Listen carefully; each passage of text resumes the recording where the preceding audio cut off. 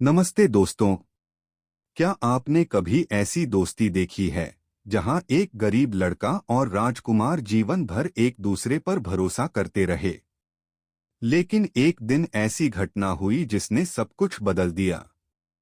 चलिए शुरू से जानते हैं पूरी कहानी। गरीब लड़का और राजकुमार की सच्ची दोस्ती की कहानी। एक बार एक गरीब परिवार के लड़के और राजकुमार की दोस्ती हो गई। दोनों ने एक साथ पढ़ाई पूरी की। पढ़ाई पूरी करने के बाद राजकुमार अपने राज्य में वापस लौट आया और राज्य को संभालने लगा। कुछ समय के बाद उसने अपने मित्र को भी अपने पास बुला लिया और उसे अपने राज्य का मंत्री पद दे दिया। वह बहुत सच्चा और न्यायप्रिय था। दरबार में कई दरबारी उससे घृणा करते थे।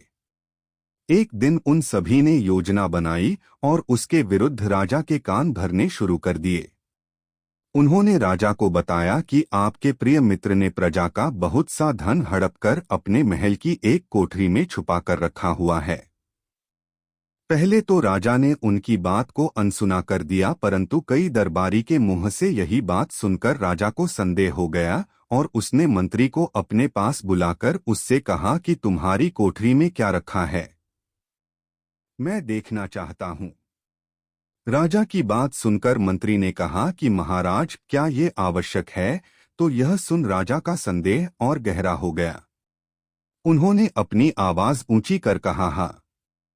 तब मंत्री ने कहा कि महाराज, ये मेरे लिए बड़े दुख की बात है कि आपको मेरे ऊपर विश्वास नहीं है, परंतु यदि आप ऐसा ही चाहते हैं तो मैं आपकी आज्ञा का पालन जरूर करूंगा।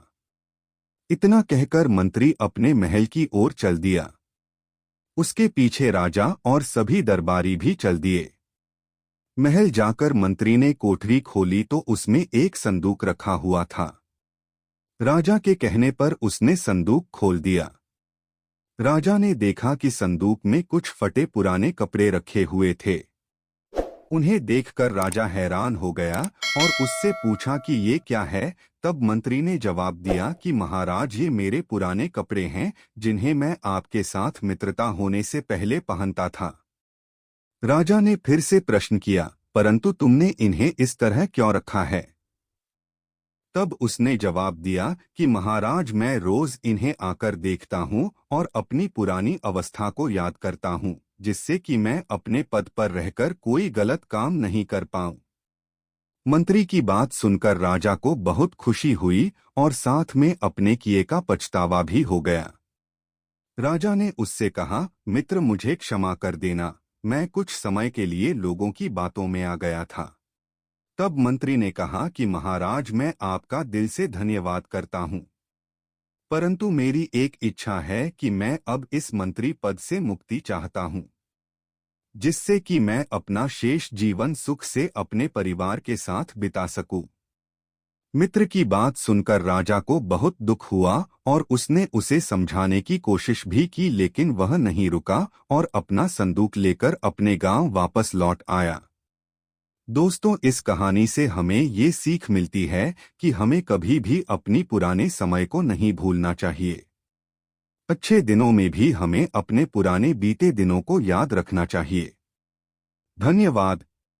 है। ऐसी ही नई नई कहानी सुनने के लिए हमारे चैनल एसपी वॉइस नाथपुरा को सब्सक्राइब करें।